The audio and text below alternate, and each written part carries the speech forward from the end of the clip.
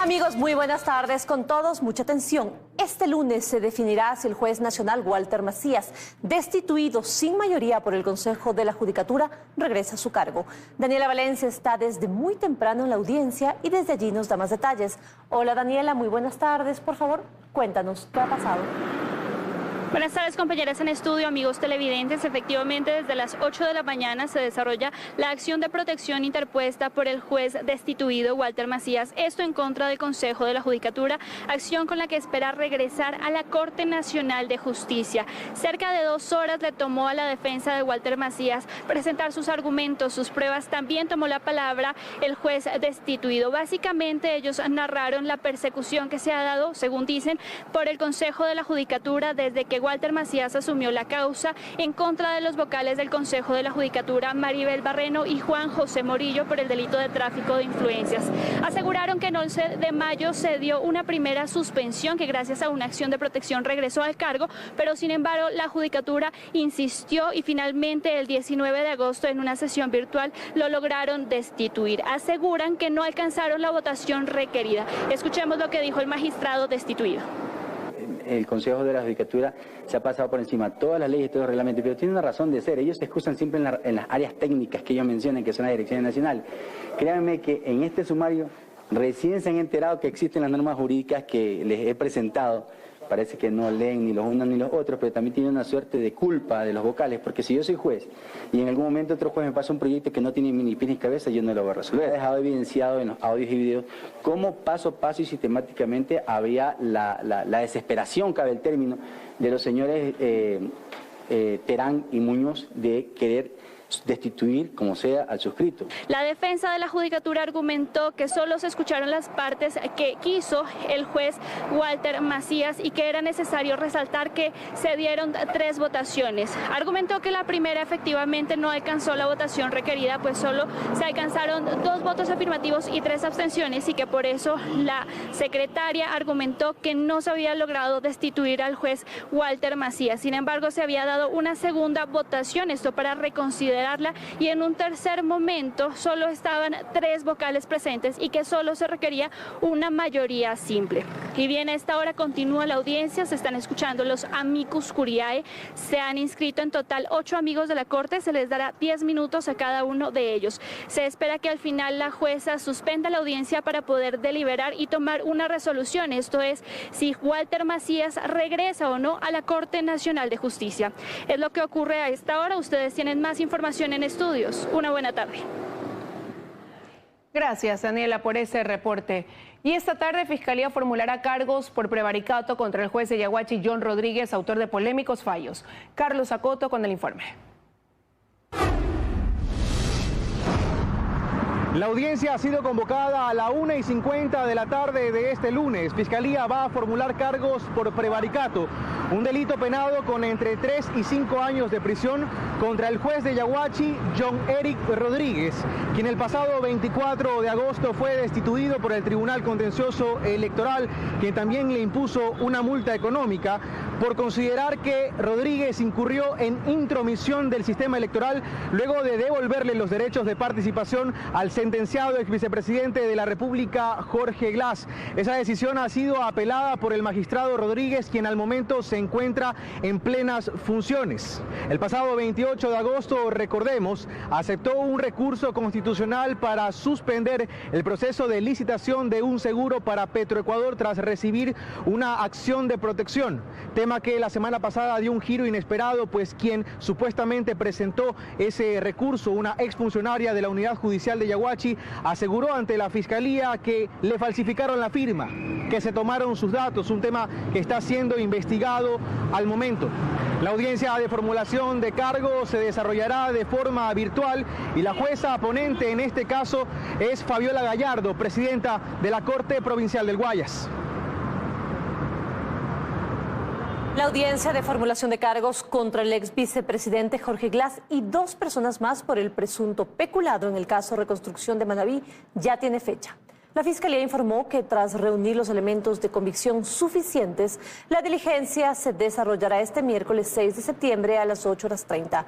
Glass, junto con Carlos Bernal y Pablo Ortiz, exfuncionarios del gobierno de Rafael Correa son procesados por presuntas irregularidades en el manejo del proyecto vial Manta-Coliza, utilizando fondos para los damnificados por el terremoto de 2016.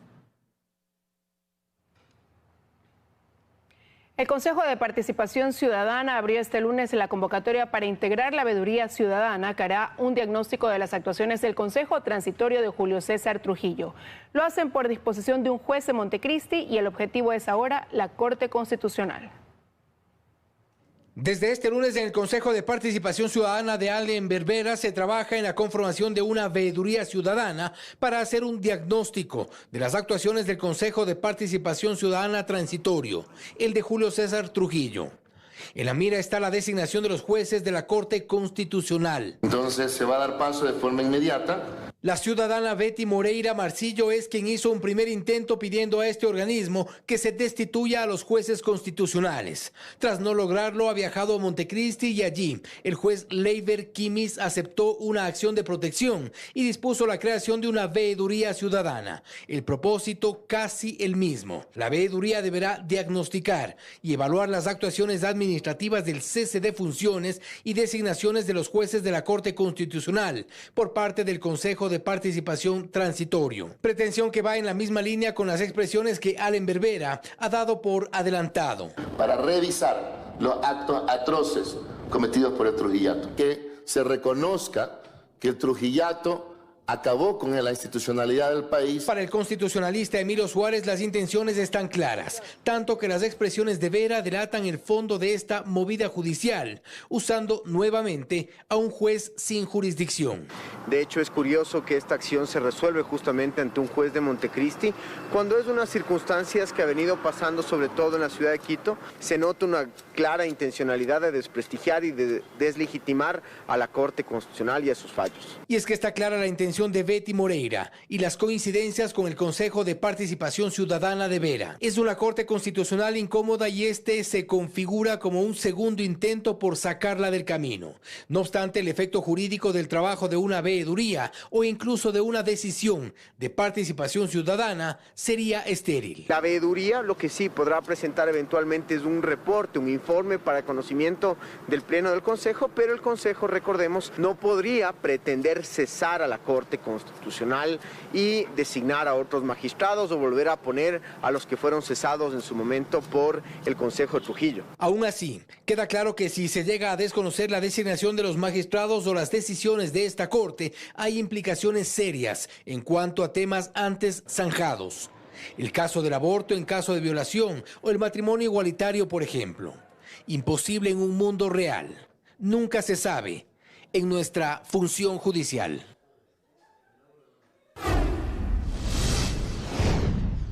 La Policía Nacional confirma que varias de las armas de fuego y artefactos explosivos que han sido utilizados en atentados en diferentes ciudades son ingresados de forma irregular al país. Por ello, la institución plantea analizar la situación migratoria en el Ecuador. El ingreso irregular de ciudadanos extranjeros indocumentados al país que cuentan con antecedentes penales en sus territorios está generando graves problemas al Ecuador. El comandante de la policía detalló que la extorsión y los atentados son nuevos delitos que han migrado de otros países. Personas que entran de forma ilegal, en las cuales ingresan y no tenemos casi facultades para deportarlos porque la ley es limitada. Precisamente por eso se requieren los cambios en la estructura legal del país. Estos ciudadanos que entran por pasos irregulares al país son incluso quienes ingresan las armas de fuego y los artefactos explosivos que son utilizados en atentados. En el sector de Carcelén Bajo fue detenido un ciudadano extranjero en cuyo poder se encontró una mochila con 13 tacos de dinamita que son fabricados en el Perú. De acuerdo a las estadísticas, en Quito, por ejemplo, han sido desarticuladas varias organizaciones delictivas dedicadas al delito de extorsión y cuyos miembros han sido liberados días después por el sistema de justicia. Y que cuyos autores han sido este tipo de ciudadanos que tienen movilidad irregular y al no tener esa data se genera este tipo de impunidad porque son personas que cometen sus delitos y salen del país. Otro ejemplo más reciente es la captura de una banda delictiva nacional y extranjera que secuestró a un ciudadano este fin de semana con el fin de extorsionar a sus familiares. Son 13 adultos, un menor de edad, de ellos 7 son ecuatorianos y 6 son de nacionalidad venezolana. Sobre los atentados en la ciudad de Quito, Herrera menciona que hubo varios intentos que han sido neutralizados por la Policía Nacional. Hemos contado desde enero hasta la fecha alrededor de 11, pero de estos 11, 8 han sido procedimientos de desactivación. Así también se registra que solo en la capital este año se han detenido a más de 70 ciudadanos extranjeros por diferentes delitos, entre los más comunes, sicariato, extorsión y robo a personas. Cámaras de seguridad captaron cómo varios sujetos fuertemente armados abrieron fuego contra una vivienda ubicada en el cantón La Concordia, perteneciente a la provincia de Santo Domingo. Además, 5 personas fueron asesinadas en menos de 24 horas durante el sábado. ¡Métele, plomo! La noche de este sábado 2 de septiembre de 2023, sujetos fuertemente armados dispararon contra una vivienda ubicada en el cantón La Concordia. Los videos rápidamente se viralizaron en redes sociales, causando conmoción en la ciudadanía. Gustavo Játiva, jefe subrogante, informó que ante este hecho no ha existido reporte alguno al ECU 911, pero confirmó la veracidad de los videos. Asimismo, aclaró que el vehículo en el que se movilizaban estos individuos no explotó. Posterior a ese, estos delincuentes suben al vehículo y salen en precipitada carrera con el vehículo. Metros más adelante se escucha una explosión, pero al parecer es porque botan este artefacto eléctrico a la calle. ¿Sí? El vehículo nunca apareció, no hay heridos, se ha buscado en los hospitales y centros de salud. Tampoco tenemos ninguna otra información más al respecto. Consecutivamente en el barrio Santa Rosa número 2, sujetos asesinaron a una mujer de 34 años de edad e hirieron gravemente a su padre, quienes se encontraban sentados en la parte exterior de su vivienda. Se conoce que por versión de testigos, que las víctimas se encontraban festejando un cumpleaños con unos amigos, cuando de repente habían pasado un vehículo y 2 motos, las cuales proceden a dispararles a los ciudadanos que se encontraban en el lugar. Mientras que la madrugada de este domingo 3 de septiembre, a un costado de la vía Ángel Álava, sector de la Virgen del Cisne, en el mismo cantón, se encontró un auto marca Ford abandonado, con reporte de robo, el cual portaba en su interior tacos de dinamita. Asimismo, se realizó un registro minucioso del vehículo, encontrando en su interior 15 tacos de dinamita, aparentemente de marca Explogel. Ante este evento, se coordinó con la unidad Explores desde la ciudad de Quito, con el fin de que realicen el respectivo levantamiento y la destrucción controlada de dicho material explosivo. Durante este fin de semana se han registrado 5 asesinatos y 2 personas gravemente heridas en el cantón La Concordia, por lo que se ha convocado a una mesa de seguridad con las autoridades de esta zona para redoblar esfuerzos.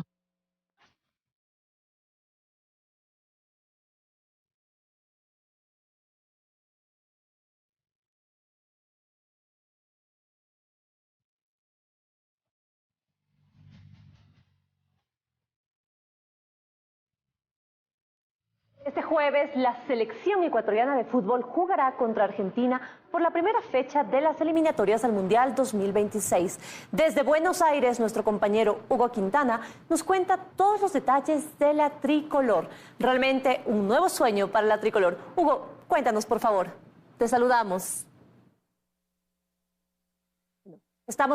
Estamos retomando. Vamos a ver el reportaje. Primero, enseguida volvemos con Hugo. Veamos cómo entrenó la selección ecuatoriana. Este domingo la tricolor tuvo su primera práctica en suelo argentino. El entrenamiento contó con la presencia de 9 jugadores: Alexander Domínguez, Jordi Alcíbar, Joao Ortiz, Moisés Ramírez, Joander Chávez, Kendry Páez, Kevin Rodríguez, Johan Julio y Robert Arboleda. Fueron los primeros en ponerse a las órdenes del cuerpo técnico. La práctica se realizó en el predio de San Lorenzo de Almagro. Este lunes, nuevamente, el predio del Cuervo ha sido el sitio escogido por la tricolor para continuar con su preparación. La tricolor ya ha podido contar con la presencia de la gran mayoría de sus jugadores. Sánchez Vaz deberá empezar a definir el que podría ser el 11 titular para este partido. Una duda, por ejemplo, está en el arco. Tanto Ramírez como Domínguez y Galíndez han atajado en los encuentros amistosos hasta ahora. Además, en los 4 amistosos jugados, en 3 utilizó línea de 3 en el fondo. Así que esa podría ser una posibilidad. Debe definir también quién reemplazará a Piero Hincapié en la defensa, ya que el defensor no fue parte de la convocatoria por lesión.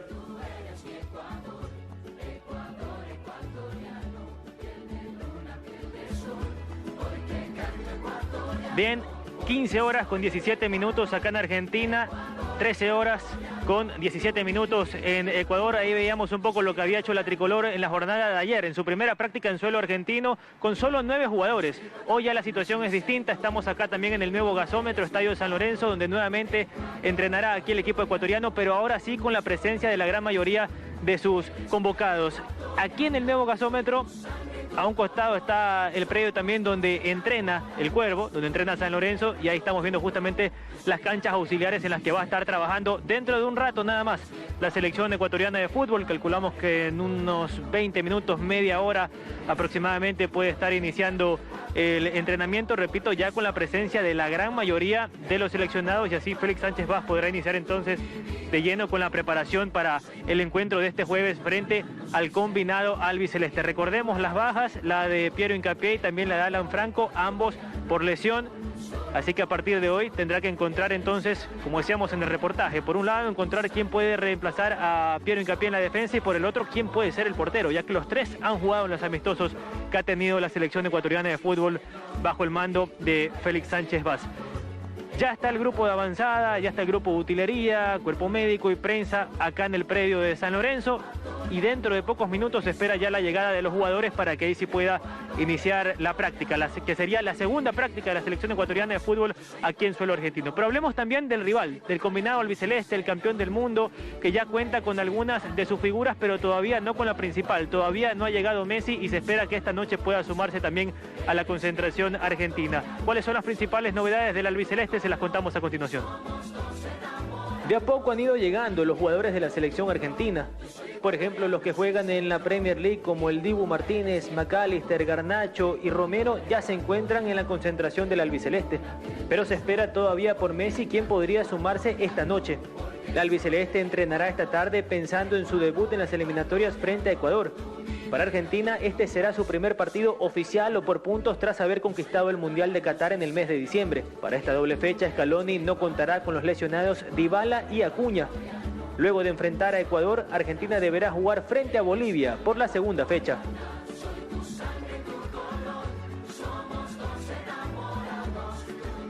Bien, ahí revisábamos algunas de las principales novedades de Argentina. Mucho frío, mucho viento aquí en territorio argentino, pero acá estamos al pie de la selección para contarles pues en cada una de las emisiones de Teleamazonas y 24 horas todas las novedades del equipo tricolor en la previa de este inicio de eliminatorias. Eso es todo de mi parte por ahora, porque ya mismo arranca el entrenamiento como les comentaba, así que estaremos atentos a todo lo que se vaya dando en la práctica. Pero por ahora tú sigues con más, Liz, en estudios. Buenas tardes.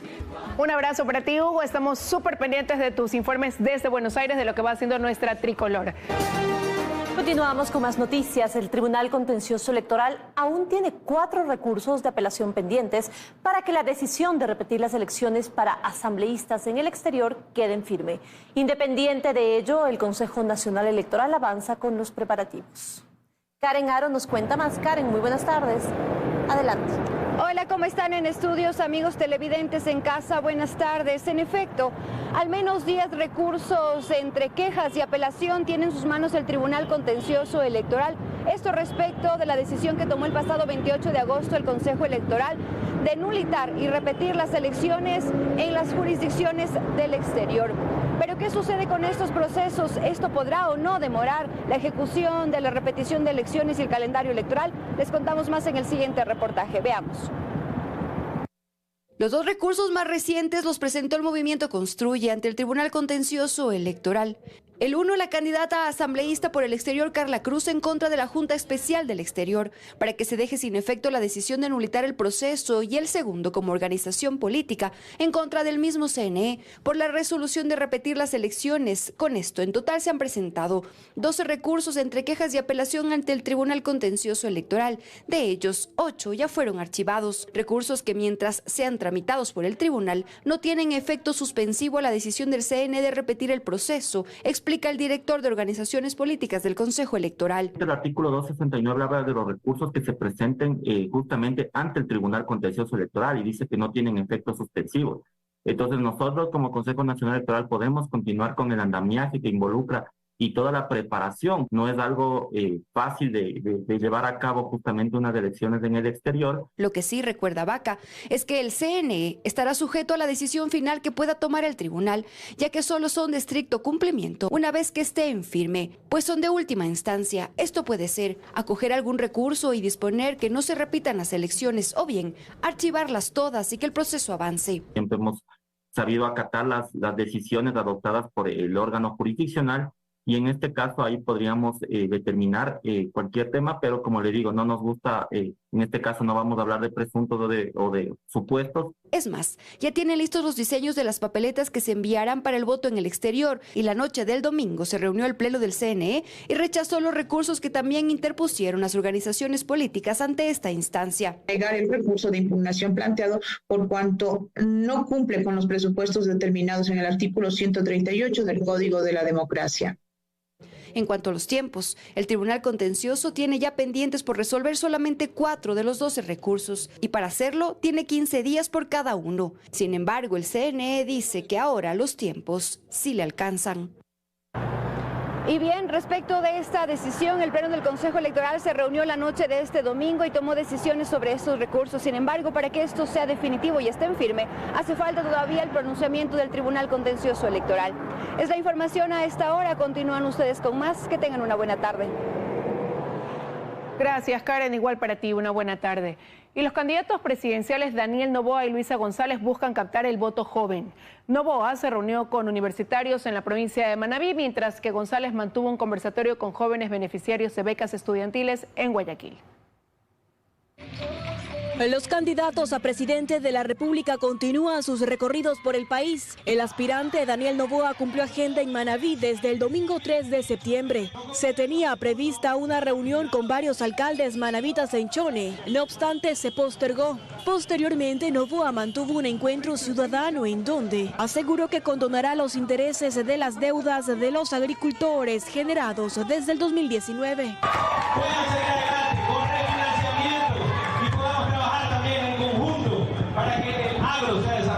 Este lunes, Noboa continuó con su recorrido por Manabí. Su día inició con un encuentro académico con jóvenes universitarios en Jipijapa. Luego se trasladó hasta Puerto Viejo, en donde mantuvo un almuerzo con gremios del cantón. Se tiene previsto que a las 15:30 se traslade a Manta para un encuentro ciudadano en la plaza cívica de la ciudad, que será realizado a partir de las 5 de la tarde. Mientras tanto, la aspirante al sillón de Carondelet, Luisa González, cumplió agenda en Guayaquil. El domingo mantuvo un conversatorio con jóvenes universitarios beneficiarios de becas estudiantiles. González contestó varias interrogantes sobre seguridad, género y empleo. Ya empezar en la educación formal, ¿no? Desayuno escolar, textos infantiles y los uniformes. Y cuando digo desayuno escolar, también hablo del apoyo al sector agropecuario, lechero. Cuando digo uniformes, hablo también del apoyar a la economía popular y solidaria, que en un 70% está integrada por mujeres. La vicealcaldesa de la ciudad, Blanca López, también estuvo presente en el evento. Con propuestas sobre... Este lunes, la candidata González cumplirá agenda en Galápagos. En Santa Cruz mantuvo un almuerzo con mujeres y lideresas, mientras que en horas de la tarde se tiene previsto que visite la estación Charles Darwin acompañada de estudiantes y biólogos y mantenga también una reunión con el sector pesquero y productivo de las islas. El interés por la campaña electoral aumenta en los jóvenes y los dos binomios presidenciales concentran sus esfuerzos en captar los votos de este grupo etario. Joana Ramos se encuentra en el estudio con nosotros y nos tiene más detalles. Joana, cuéntanos por favor cuál es el interés de los jóvenes por este proceso democrático. ¿Qué tal? Demos algunas cifras para dimensionar el peso del voto joven, por qué los candidatos lo buscan y precisamente qué quieren los jóvenes de los aspirantes a Carondelet. El padrón electoral que se usará nuevamente en esta segunda vuelta está conformado por poco más de 13.450.000 votantes y de esa cifra el 54% es menor de 40 años. Es decir, en este grupo etario hay más de 5 millones de votos. El interés por la campaña electoral en este grupo del padrón ha ido en aumento. Según una encuesta nacional de la encuestadora Comunicaliza, el 24% de los jóvenes menores de 20 años siguen con mucho interés la campaña. Escuchemos. Gran parte de los adultos puede ser, aún les importa mucho el tema de si es que ese presidente vuelve al poder o no, si es que va a volver por medio de una candidata o no, pero a los jóvenes la gran parte ya no les interesa porque ni siquiera existieron, no podemos hacer el contraste entre cómo era antes y después. Queremos a alguien que nos hable de propuestas. Se están cambiando los roles que se presentaron al inicio de las campañas. Ahora vemos los dos candidatos queriendo llegar de una manera mucho más fuerte a la juventud. Y algo que estos jóvenes concuerdan es que el voto joven no siempre se transfiere a candidatos jóvenes, sino a quienes realmente conecten con sus intereses y forma de ver el mundo, sin poses. Que andaba con el tema, no sé, pero era un look demasiado ochentero que, sí, era joven, pero joven en los años 80, pues. Entonces como que no sé qué intentó hacer allí, creo que no conecta. Y yo creo que es un tema casi que, no quisiera decirlo así, pero es caer en el, no saben qué hacer para tratar de agradarnos a los jóvenes. La verdad, hemos visto tantos años a las mismas personas y ¿qué cambio hemos visto dentro del Ecuador? Eso es lo que nos preocupa, porque al fin y al cabo nosotros vamos a ser quienes estén en algunos puestos en el futuro, quienes vamos a crear nuestras empresas y quién nos va a favorecer a crear nuestras empresas. En la encuesta se muestra también que el porcentaje de interés en la campaña electoral baja al 20% en el grupo de 21 a 35 años y baja aún más para los que están entre los 36 y 49 años de edad. En este grupo, mucho interés llega apenas al 18%.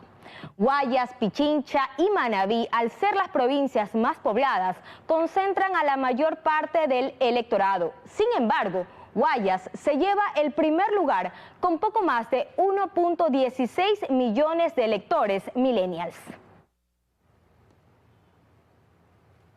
11 personas y 14 empresas, las mismas que estuvieron habilitadas en la primera vuelta, podrán realizar encuestas en el balotaje. A 41 días de los comicios, la mayoría no han difundido sus proyecciones. Esta es una de las pocas encuestas que se han hecho públicas hasta el momento. Comunicaliza del español Álvaro Marchante, autorizado por el Consejo Nacional Electoral, difundió el pasado 2 de septiembre su última encuesta.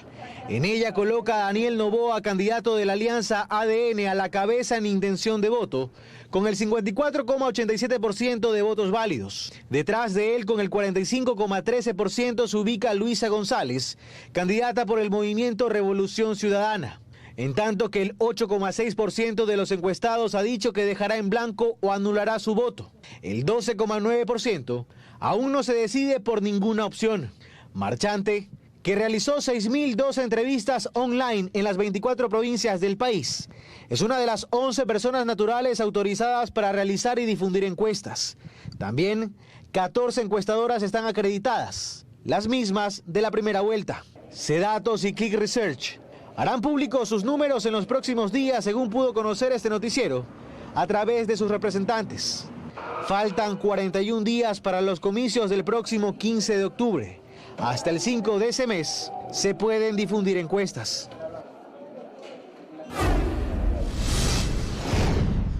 España registra las primeras víctimas mortales tras las fuertes lluvias registradas durante el fin de semana.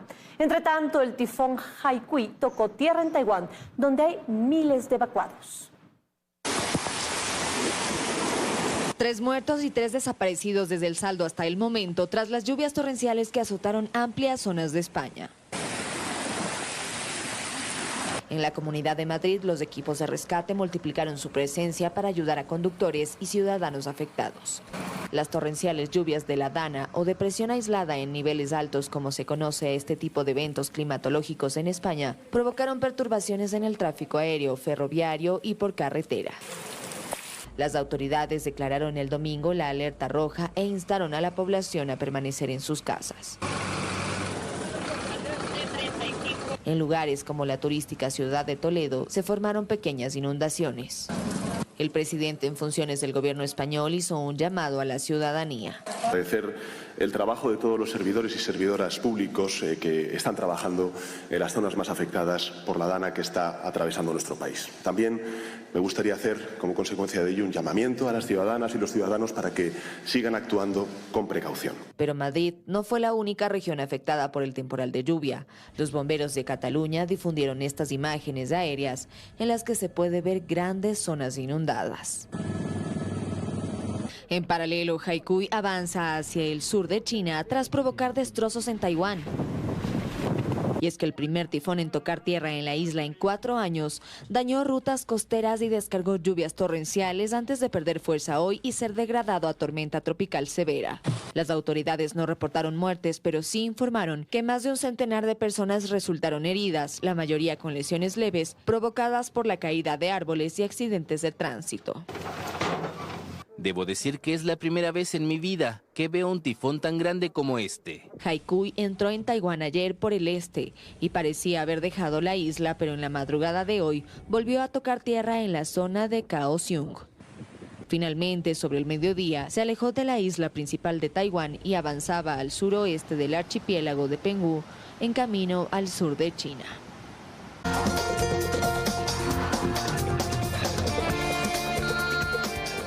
Más noticias, aunque los nuevos legisladores aún no toman posesión de sus cargos, varios de ellos señalan que la prioridad de esta nueva asamblea debe pasar por la seguridad.